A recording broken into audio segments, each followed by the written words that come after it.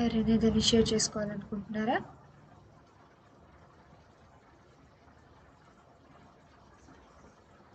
సరే. ఈరోజు వాక్యం చెప్పడానికి తేజనే సిద్ధం కలిగి ఉండగా అందరూ కొద్ది నిమిషాలు దేవుని మాటలు శ్రద్ధ కలిగి విందాం. Praise lord. ప్రైజ్ లార్డ్ అన్నయ్య. ఈరోజు మనము ఒక అంశం నేర్చుకున్నాము. అదేంటంటే నీ అక్కర ఏదైనా తీర్చే శక్తి గల దేవుడు మన దేవుడు. ఒకసారి మళ్ళీ చెప్తున్నామా, రాసుకునే వాళ్ళు రాసుకోండి. నీ అక్కర ఏదైనా తీర్చే శక్తి గల దేవుడు మన దేవుడు. అక్కర అంటే మనకి ఈ లోకంలో మనం మానవులుగా ఉన్నాం కాబట్టి ఎన్నో అక్కర్లుగా ఉంటాయి. సపోజ్ ఆరోగ్యపరంగా కావచ్చు, తర్వాత తినే పరంగా కావచ్చు, తర్వాత సమస్య పరంగా కావచ్చు, ఏదైనా ఎన్నో అక్కర్లు ఉంటాయి. నీ అక్కర ఏదైనా సరే మన దేవుడు ఖచ్చితంగా తీరుస్తాడు. దీనికి ఎలా తీరుస్తాడంటే మనం దేవుని అడగాలి, దేవుని దగ్గరికి వెళ్ళి ప్రార్థన చేయాలి. దేవుని దగ్గరికి వెళ్ళి ప్రార్థన చేస్తే మన అక్కర ఏదైనా సరే, అది ఎంత కష్టమైనా సరే, తీరడానికి అది ఎంత కష్టమైనా సరే ఖచ్చితంగా తీరుతుంది. మన అక్కర ప్రతి అక్కర నుంచి విడుదల పొందుతాం మనం. దీనికి కీర్తనలు 23వ అధ్యాయము 1వ వచనం ఉంది కదా, యెహోవా నా కాపరి నాకు లేమి కలగదు అని. అంటే దేవుడు మనకి కాపరి అన్నాడు. మనకి ఎలాంటి సిచ్యువేషన్ వచ్చినా, అంటే మనకి ఆయన తోడున్నాడు. ఏ కొదువ లేకుండా చూసుకోవడానికి ఆయన మనకు తోడున్నాడు. ఒక పాస్టర్ గారు సేవ చేయడానికి వేరే ఊరికి ప్రయాణమై ఉన్నారు. అయితే ఆయన దగ్గర మనీ లేదు. అయితే దేవుణ్ణి అక్కడే ఆ స్టేషన్లోనే ప్రార్థన చేస్తే దేవుడు మనీ సమకూర్చాడు. అంటే మనం ఎలాంటి అక్కర్లో ఉన్నామో దేవుడికి తెలుసు. మనం ప్రార్థన చేసి ఆయనకు వివరించినట్లయితే ఆ అక్కర మనకి తీరుతుంది ఖచ్చితంగా. ఇందులో మనము కొన్ని ప్రాముఖ్యమైన విషయాలు తెలుసుకున్నాము. మత్తయి సువార్త 8వ అధ్యాయం 25వ వచనం నుండి 27వ వచనంలో 25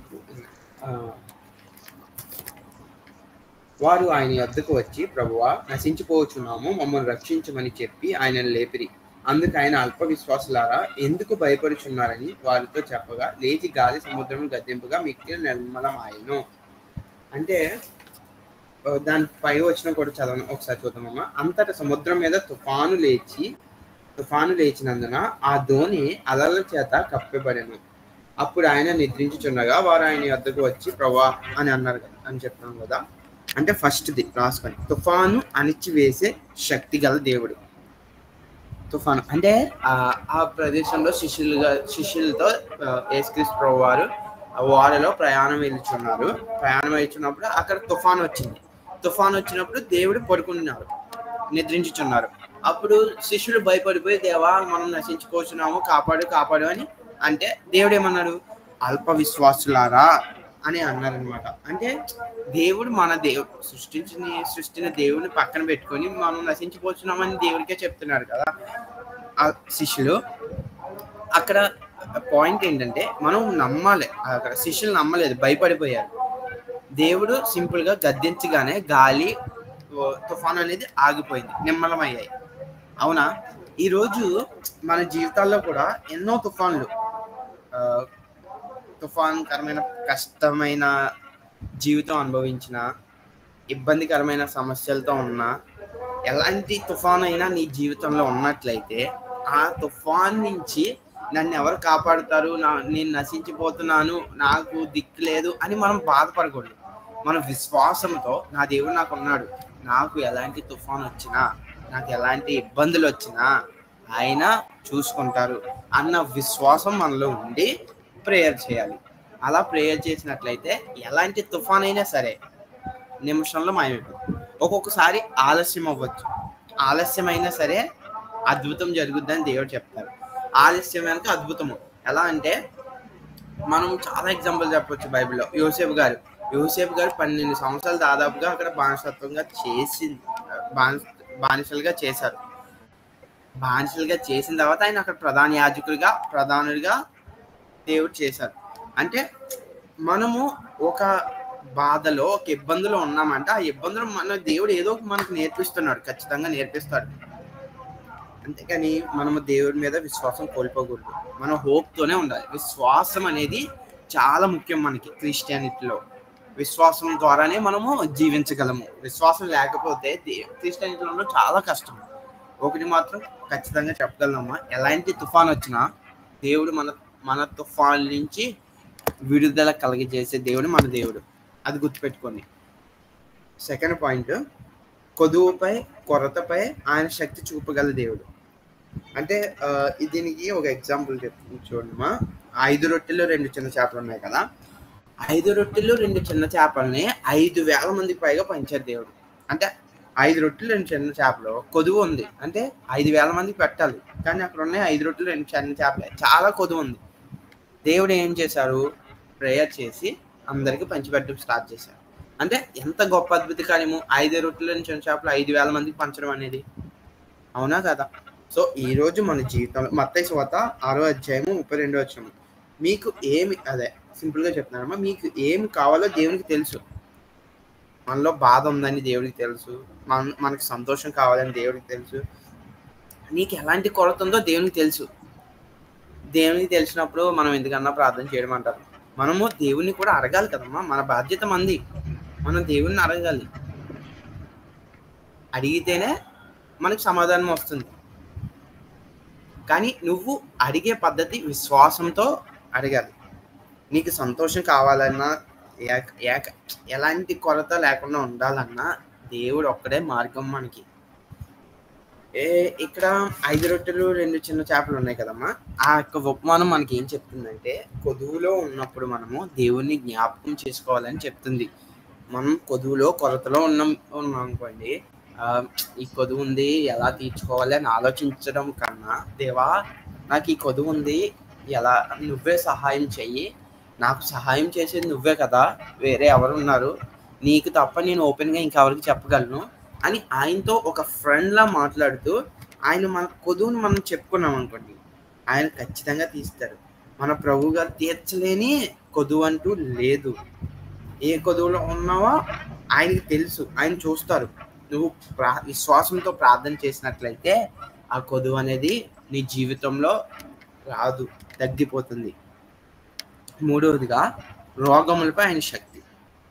అంటే ఈరోజు చాలా మంది తగ్గని రోగంతో బాధపడుతూ ఉన్నారు. అవునా కదా? మనము దేవుని బిడ్డలం కాబట్టి ఆయన మీద విశ్వసించి, నమ్మి విశ్వసించి ఆయన్ని అడిగామనుకోండి, ఆయనకి అసాధ్యమైంది ఏమైనా ఉందమ్మా? ఎగ్జాంపుల్లో చూస్తే నేను సింపుల్గా రెఫరెన్స్ చెప్తాను, మీరు తర్వాత చూసుకొని కావాలితే.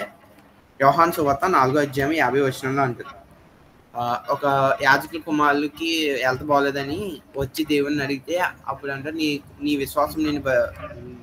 విశ్వాసం గొప్పది, నీ కుమారుడు స్వస్థపరిచి ఉన్నాడని చెప్తారు. యాజకుడు ఎక్కడ ఉంటాడు, ఆ యొక్క యజమానుడు ఎక్కడ ఉంటాడు, కుమారుడు ఎక్కడ ఉంటాడు? ఆయన మాటలు, యేసు ప్రభు వారి మాటలు విని వెళ్తారు. ఆ కుమారుడు స్వస్థపరిచి ఉంటాడు. మార్కు సువార్త 7వ అధ్యాయం 34వ వచనంలో చెవులు లేని వారు చెవులు స్వస్థపరిచారు దేవుడు. యోహాను సువార్త 9వ అధ్యాయం 6-7 వచనాల్లో కళ్ళు పుట్టి గుడ్డి వారికి కొల్లిస్తారు దేవుడు. లూకా సువార్త 13వ అధ్యాయం 11వ వచనంలో నడుము వంగిన స్త్రీ, దాదాపుగా 18 సంవత్సరాల నుంచి నడుము వంగిన స్త్రీని స్వస్థపరుస్తారు దేవుడు. లూకా సువార్త 17వ అధ్యాయం 14వ వచనంలో కుష్ఠరోగుల్ని స్వస్థపరుస్తారు దేవుడు. యోహాను సువార్త 11వ అధ్యాయం 43వ వచనంలో చనిపోయిన లాజరుని లేపుతారు. అంటే ఇన్ని స్వస్థపరిచిన దేవుడు, ఎంత గొప్ప కార్యాలు చేసిన దేవుడు మన జీవితంలో మనం బాధపడుతున్న అనారోగ్యం నుంచి స్వస్థపరచరా? ఖచ్చితంగా స్వస్థపరుస్తారు. మనం విశ్వసించాలి ఫస్ట్. ఇక్కడ ఉన్న వాళ్ళందరూ విశ్వసించబట్టే స్వస్థపడ్డారు. కుమారుడు స్వస్థపరచాలని వాళ్ళ తండ్రి విశ్వసించారు కాబట్టి కుమారుడు స్వస్థపరిచాడు. చెవులు లేని వారు దేవుడు నిజంగా సహాయం చేస్తాడు అని విశ్వసించారు కాబట్టి చెవులు రాగలిగాయి. కళ్ళు లేని వారు కూడా దేవుడు స్వస్థపరుస్తారని ప్రతి ఒక్కరు కూడా విశ్వసించడం వల్లనే వాళ్ళ యొక్క అనారోగ్యములు స్వస్థపరచబడ్డాయి. మనము కూడా అట్టి విశ్వాసముతో ఈరోజు ఎలాంటి బాధలో ఉన్నా, ఒకవేళ తగ్గని అనారోగ్యంతో ఉన్నా, ఎలాంటి అనారోగ్యంతో ఉన్నా సరే, దేవా నువ్వు స్వస్థపరిచింది ఏదీ లేదు, నీకు సమస్తము సాధ్యమే, డాక్టర్లకి అసాధ్యమైనది నీకు సాధ్యము, నాకు ఇలా ఉంటుంది, నాకు హెల్త్ అంతగా బాగలేదు, నన్ను స్వస్థపరచు అని దేవుణ్ణి అడిగితే దేవుడు కాదంటాడమ్మా మనమే? కాదండి. ఖచ్చితంగా మన అనారోగ్యం నుండి స్వస్థత కలగజేస్తారు. 4వది సాతానుపై ఆయన శక్తి. దేవుడు యేసుక్రీస్తు ప్రభువారు మానవ స్వరూపమై భూమి మీదకి వచ్చినప్పుడు సాతాను గారు ఎంతో వేధించారు దేవుణ్ణి. ఎంత అలా వేధించారంటే, నువ్వు దేవుడు కదా, ఈ రాళ్ళని రొట్టెలుగా చేసుకుని తినేచ్చు కదా, నీకు ఆకలేస్తుంది కదా అని ఎన్నో విధాలుగా శోధిస్తూ వచ్చారనమాట. ఈరోజు మన జీవితాల్లో కూడా సాతాను మనల్ని శోధిస్తున్నాడంటే మనము దేవుణ్ణి అడగాలి, సహాయం అడగాలి. దేవా, సాతాను గారు నన్ను చాలా శోధిస్తున్నాడు, నేను వారి శోధనలకి నేను తట్టుకోలేకపోతున్నాను, నీ సహాయం కావాలి, నా సబుద్ధిని ఆధారం చేసుకుని, నా ఆలోచనను ఆధారం చేసుకుని సాతాన్ని అయితే జయించలేను, నీ యొక్క సహాయము నాకు ఇవ్వు దేవా అని అన్నాను. ఎంత నీతిమంతుడైన యోబుని పట్టి పీడించారమ్మా సాతాను. దాదాపుగా చాలా సంవత్సరంలో దాదాపు కొన్ని సంవత్సరం అంత పట్టి పీడించాడు. అయినా సరే ఆయన విశ్వాసము పోలేదు. దేవుని పట్ల విధేయత, విశ్వాసము, యథార్థత అలాగే ఉంది. ఈరోజు మనం కూడా ఆయన యోబు గారు ఉన్న స్థితిలోనే మనము ఉన్నాం అనుకోండి, మనం ఎలా ఉంటామో ఒక్కసారి పరీక్షించుకోండి. నిజంగా దేవుడు యోబు గారిలా మనం జీవించినట్లయితే దేవుడు ఎంతో సంతోషిస్తాడు. మనము అట్టి రీతిగాను జీవించాలి. సాతానుపై విజయం ఎప్పుడంటే దేవునిపై మనం ఆధారపడినప్పుడు మాత్రమే. మనము ఒకవేళ సాతాను ఇలా వేధిస్తున్నాడని విచారణలో ఉన్నప్పుడు దేవుడు మనల్ని ఒంటరిగా విడువడు, మన తోడే ఉంటాడు, మన పక్కనే ఉంటాడు, మన నీళ్ళ మనతో ఉంటాడు. మనకి ఎలాంటి అవసరం, ఎప్పుడు ఏదో అవసరం ఉంటుందో నీకు ఏదో ఒక రకంగా ధైర్యం చెప్తారు, ఏదో ఒక రూపంలో ధైర్యం చెప్తాడు ఖచ్చితంగా. లేదంటే కొంతమంది పాపం చేశానన్న విచారణలో ఉంటే దేవుడు ఒకటే చెప్తున్నాడు, నీ పాపములన్నిటి నుండి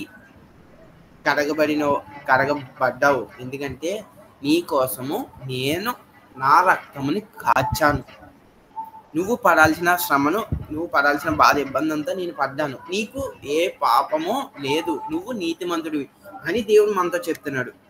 సో ఇప్పుడు పాపం చేశానన్న విచారణ మనకొద్దు. ఇంకోటి ఏదైనా అనారోగ్యం తగ్గట్లేదు, ఎంత చేసినా తగ్గట్లేదు అని బాధపడుతున్నట్లయితే ఆ బాధ కూడా వద్దు. దేవుడు మనల్ని స్వస్థపరుస్తారు. మనం దేవుడిని అడగాలమ్మా, అడిగితేనే సమాధానం వస్తుంది. అడగకుండా ఏది సమాధానం రాదు కదమ్మా. సైలెంట్గా ఉంటే మనకి ఆకలేస్తుంది, అమ్మకి చెప్పకుండా అమ్మ ఆకలేస్తుందని చెప్పకుండా అమ్మ అన్నం పెడతారు, ఆ టైంకి పెడతారు. బహుశా ఉత్తప్పుడు ఆకలేస్తుందంటే ఆ టైంకి ఏమి మనం చెప్పకుండా పెట్టలేదు. సో మనం కూడా దేవుణ్ణి అడగాలి. ప్రతి సమస్య ఆయనకి తెలుసు, మనం కూడా అడగాలి మన వంతు. దేవా, నాకు ఈ సహాయం చేయి, నాకు ఇలా ఉంది పరిస్థితిని సహాయం చేయని అడిగితే ఆయన ఖచ్చితంగా సమాధానము ఇస్తారు. ఇంకోటి ఏంటంటే యోహాను సువార్త 16వ అధ్యాయము 33వ వచనం. యోహాను సువార్త 16వ అధ్యాయము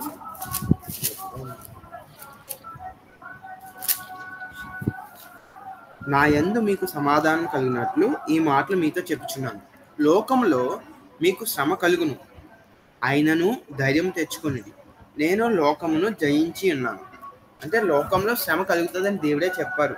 అంటే ఏదో ఒక అవమానంతో ఏదో ఒకటి నిందలేస్తారు. సపోజ్ లోకంలో నిందలన్నా, అవమానాలన్నా ఎవరైనా ఏదో ఒక మాటలు అంటారు, అవునా? ఆ మాటలన్నిటి నుంచి నీకు విడుదల కలగజేస్తాడు దేవుడు. విడుదల కలగజేయడంతో పాటు నీకు దేవుడు జీవ కిరీటము ఇస్తాడు. సో లోకంలో ఎవరు ఏం మాట్లాడుకున్నా మనం పట్టించుకోకూడదు. మనం దేవుని బిడ్డలము.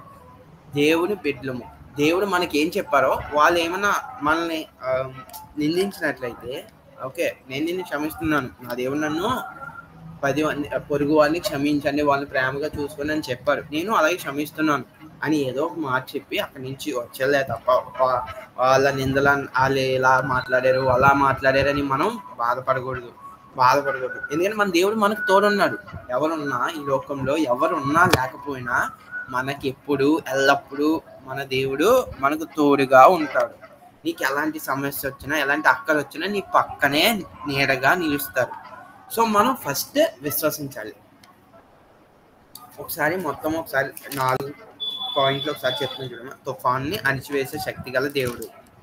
రెండవది, కొరతపై ఆయన శక్తిని చూడగలము. రోగములపై ఆయన శక్తి ఉంటుంది. సాతానుపై ఆయన శక్తి, అంటే సాతాన్ని జయించగల శక్తి ఆయనలో ఉంది. రోగమును జయించగల శక్తి ఆయనలో ఉంది. ఈ 4 కూడా మనము పాటిద్దామమ్మా. ఎలాంటి సిచ్యువేషన్ ఉన్నా దేవునిపై ఆధారపడడం మాత్రం మనం మానొద్దు. ఎప్పుడు కూడా దేవునిపై ఆధారపడి జీవిద్దామమ్మా.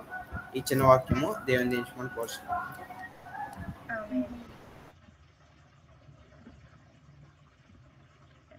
ఎంతో చక్కటి వాక్యాహారం అందించిన తేజన్యకి అందరూ ఒకసారి ప్రైజ్ లో చెప్తామా? ప్రైజ్ లో ప్రైజ్ లార్డ్.